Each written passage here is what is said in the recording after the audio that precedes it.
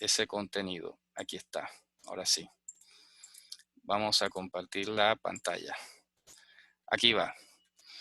Repito, esta es una página específica ocupada y de la publicación de las 613 mitzvot. Ya se dan cuenta, el portal de Dat, Limudei Yahadut Veruach, portal de los mandamientos. Sefer HaMitzvot le Rambam, el texto de los mandamientos según Rambam o de Rambam o de Maimónides. Estos son los mandamientos llamados As. A ver, vamos a explicar un poco esto. Los 613 mitzvot están divididos en dos grupos. 365, que son de no harás, y 248 de harás. Cuando se dice harás es un tecnicismo simplemente para referirse a todo aquello que implica una actividad imperativa que tienes que hacer, que no puedes dejar de hacer. Y cuando dice no harás o lo tase, significa no vas a cometer esto. Pero no todo es obra de eso, a veces con cuestiones de pensamiento, de palabra, etc. ¿Ok? Así que la primera mitzvah con la que empieza Maimónides, se dan cuenta, esto es todo lo que se comenta sobre la primera mitzvah. Y la primera mitzvah que él enumera aquí es esta. Que creamos, ¿de acuerdo? Dice aquí, es una ordenanza que hemos recibido para que seamos fieles o exhibamos fidelidad por Dios. Y es que creamos que hay un Dios superior y una razón y una causa última que opera en todas las cosas que se hallan en la creación. Animtzaim. Y la fuente es cuando dice, yo soy Hashem tu Dios. Entonces, esto coincide con el Evangelio cuando él dice, es que el primer mandamiento de todos dice, amarás al Señor tu Dios con todo tu corazón, con toda tu mente y con todas tus fuerzas. Fíjate tú. Y eso no es ni el primero de los 10, ni es el primero del libro de Génesis. Sale en Deuteronomio 6:4 con el Shema Israel.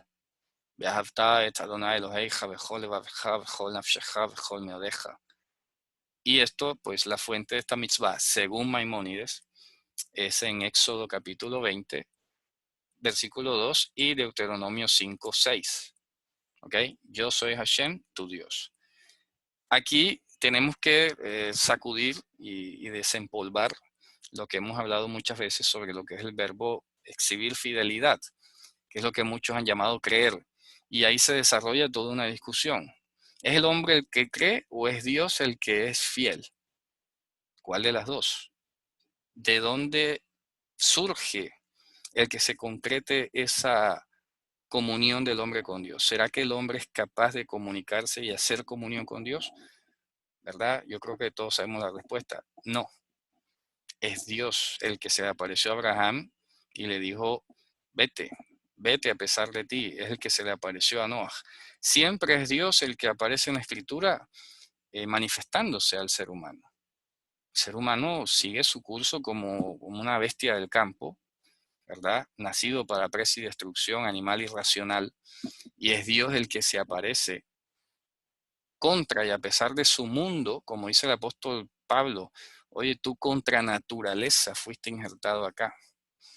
Entonces Dios, asimismo, contra naturaleza humana, se aparece y le dice, yo soy Hashem tu Dios. Y eso no espera él a que tú decidas si sí o si no. Es que el hombre no es capaz de decidir.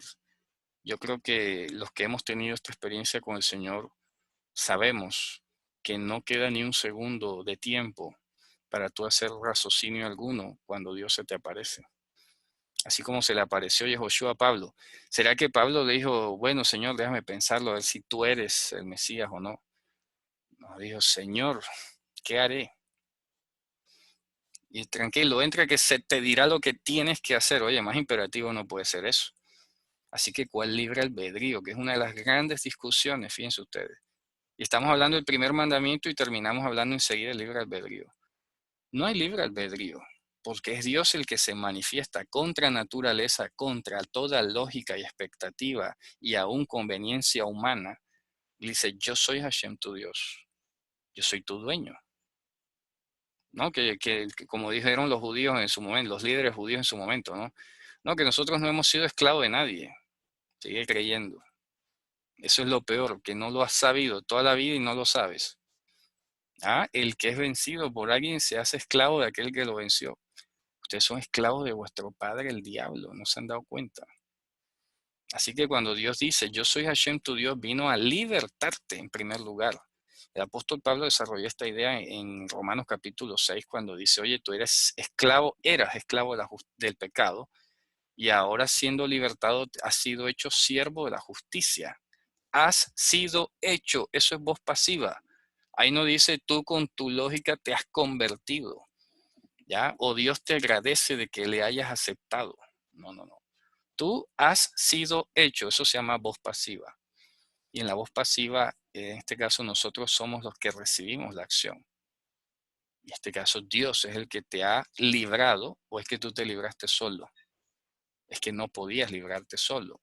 Es que por ahí hay que empezar a destruir este tema del libre albedrío. Bueno, tú decidiste soltarte el pecado, sí. No se necesitó que se te derramara Ruach HaKodesh para eso, ¿verdad? ¿Ah? Como dice el apóstol Pablo a los Gálatas.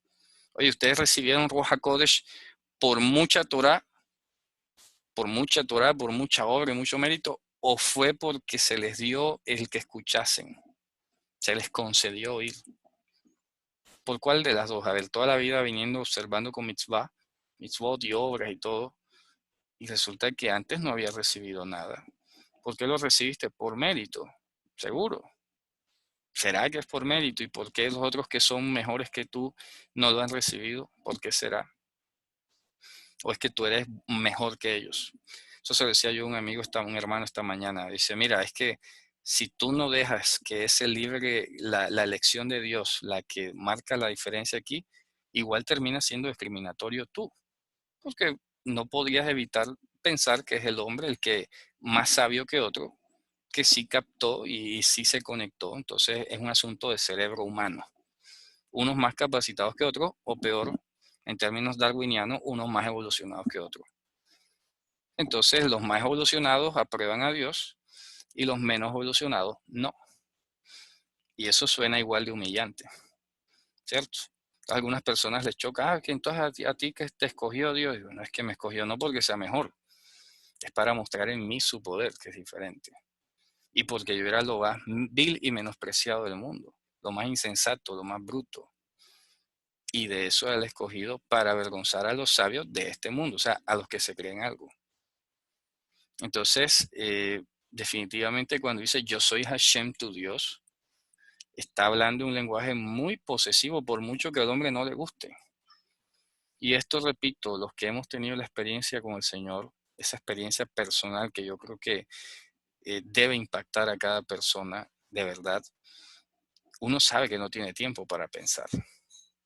Uno siente esa sensación de que como te muevas te atravieso. Así como en el monte Sinaí, que Dios se manifestó y puso un límite ahí. Todo animal o hombre que se atraviese, que viole el límite, va a ser atravesado. Sea hombre o sea bestia, será atravesado. Así, como que ni te muevas. ¿Qué capacidad de decisión vas a tener allí? ¿Verdad? Entonces hay gente que se burla con ejemplos ilógicos, ¿no? Que entonces yo decido si tumbo el vaso, entonces eso es voluntad de Dios. Hombre, sabes que sí, porque Dios decidirá si ese vaso se parte o no se parte, aunque tú lo estrelles contra el piso. Lo que pasa es que tú te confías en tu lógica de que si lo ves partirse es porque tú decidiste que se partiera. Sigue creyendo, ¿ok? Sigue creyendo. Que yo decido si salgo o no salgo. No, tú decides nada, porque Dios primero te tiene que permitir la vida para que tú pienses algo. O sea, no te creas nada. Mírenlo, aquí en Colombia tenemos el caso de uno de los guerrilleros desmovilizados y ellos en su arrogancia que no pedían perdón ni sentían remordimiento ni nada y estaban haciendo campañas a presidencia y ya se tuvieron que retirar. Le dio casi un infarto al candidato de ellos y ya se retiraron. Y había montado campaña y publicidad y discurso en plaza pública y todo. Déjalo que haga, que en su lógica cree que va a resultarle. Y no, ya no. Entonces, el hombre se concede a sí mismo unos grados de libre albedrío que él cree que las cosas pasan porque él se las propone. Y resulta que está ignorando que es Dios el que ha permitido o el que ha conseguido que ocurran. ¿Ok? Y ahí es donde más hay que tener miedo, todavía, temor. Porque si tú sabes que estás haciendo una violación a una mitzvah y ves que te sigue y no te pasa nada y no recibes ningún tipo de reprensión ni nada, oye, entonces tu castigo se está acumulando para el día del juicio. Allá será el lloro y el crujir de dientes. Entonces la actitud del ser humano es arrogante y no quiere saber nada del yo soy Hashem tu Dios. Esa es la primera mitzvah, que exhibamos esa fidelidad. Entonces fíjate tú, ¿cómo le vas a ordenar todo eso a alguien? No, no puedes. Oye, yo te ordeno, incrédulo, Hashem es tu Dios, cree en Dios. ¿Cómo le vas a ordenar eso a él? Así que esto ya es una mitzvah que trasciende a una simple orden. Esto es una mitzvah que es una competencia divina, ¿de acuerdo? Es una competencia divina, ¿ya? Y que a Dios le atañe designarlo. Por eso insisto, cuando dice yo soy Hashem tu Dios, tú te tienes que preguntar, ¿esa mitzvah depende de mí? Hombre, no. De mí no ha dependido. Ha dependido de Él, porque Él es el que se apareció en mi vida. Yo no sabía, yo estaba como una bestia irracional delante de Él. Entonces, para que comprendamos que cuando dice no, que hay que creer en Dios o exhibir fidelidad por Dios, eso no te compete a ti. ¿Ok? O sea, de ti no van a hacer. Esto es un hok. Esto más, es una mitzvah que tiene un nivel hok, porque esto es una promesa de Dios. El hombre, le vas a decir al incrédulo al lado, oye, que tienes que creer en Dios. No, no me da la gana. Ah, estás violando un mandamiento. Nada, no va a depender de eso. Esto es un hok para Israel. Aquí me han preguntado ahora aparte que si estamos obligados a la tefilá. A ver, en la Torah no hay un mandamiento para hacer tefilá con relación a cómo lo hacemos hoy. Lo que tenemos que llegar a discutir después, eso vamos a hacer en su momento, es considerar lo que ha pronunciado el Evangelio al respecto. ¿Ok? Así que, pues siendo es una mitzvah de los apóstoles, ¿no? De Mashiach en este caso. Hombre, tiene que hacer la inmersión. ¿Por qué no? Sería la pregunta. ¿Por qué no? Es la pregunta que hay que hacer. ¿Ok? De que hay la obligación, la hay. Que hay excepciones, sí las hay también. El que murió al lado de Jesús no se alcanzó a sumergir en las aguas. No alcanzaron ni siquiera a echar el agua en la cara. ¿Ok? Y eso no lo hace entonces, ay, que él violó el mandamiento. Es que tenemos que dejarnos esa actitud mental de andar buscando en qué violamos los mandamientos para sentirnos culpables. Yo no sé por qué existe esa dinámica. Oye, si te equivocaste, bueno, estaba equivocado, lo voy a corregir. Pero entonces a veces yo detecto, leo, tengo esa sensación de que la gente anda buscando como que en qué falla como para sentirse culpable. Me parece extraño eso, ¿verdad? Hay gente que tiene mucho miedo. Ay, que es que yo quiero hacer la voluntad de Dios y entonces tengo miedo. ¿Pero miedo de qué? Si te equivocaste, lo corriges. O sea, ya, el niño camina y se cae y él no se cuestiona por qué me caí. No, él se levanta enseguida. O sea, hay que dejarnos esa actitud la lectura que hago de ese tipo de actitudes como legalista. O sea, los mandamientos no es para que tú te atolles ahí, es que lo violé y ahora en qué más estaré violando y si será que es la voluntad de Dios. No, no, eche para adelante. Lo que aquí cuenta por encima de todo es, como dice el Señor, Él juzgará las intenciones y los pensamientos del corazón. ¿Ok? Y si te equivocaste o no sabías, listo, no hay problema, no vas a perder la salvación, pero no te vas a quedar sinvergüenciando con eso. Tienes que mejorar. Te caíste, vuelve a caminar otra vez, porque los niños se caen. Y aún de adulto no falta el que se caiga. Pero ya si alguien se cae de adulto es porque tiene un problema en su aparato, ¿cómo te diría yo?, de caminar, ¿no? Sea el oído, sea los triglicéridos, un problema del aparato nervioso central, el sistema nervioso. Algo hay, ya es un daño. Ya es un daño. No es normal que un adulto se ande cayendo. Ya tiene un problema de columna, un problema de hueso, qué sé yo. Son problemas. Pero al niño tú no lo vives juzgando que tiene un problema, ¿verdad? Él se cae porque está en su proceso de crecimiento. Y eso no es ni para justificar al que se cae ni nada, no, para nada. Simplemente, como dice la Escritura, sed pacientes los unos para con otros. Ya, el problema, vaya avanzando, con calma, no tenga miedo.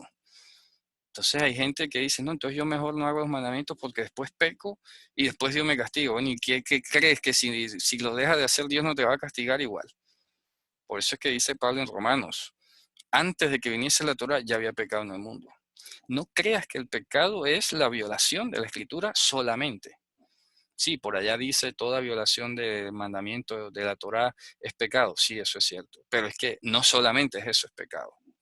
Y aún no habiendo Torah en el mundo, ya había pecado en el mundo. Igual la gente moría. Entonces, ¿con base en qué moría la gente? Que a Dios le daba la gana de matarlos y ya. No, nadie se va a este mundo sin haber recibido su juicio, ¿ok? Y su medida. Eso es todo. Entonces, quitemos esas ideas, esas lógicas extrañas, como que entonces si violo pierdo la salvación.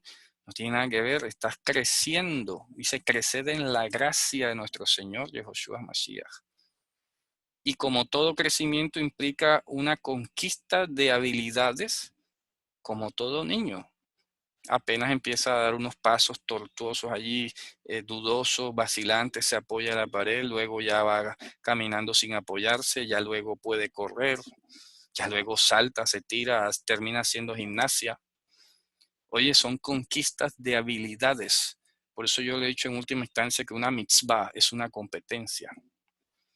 Tú vas conquistando competencias espirituales y prácticas.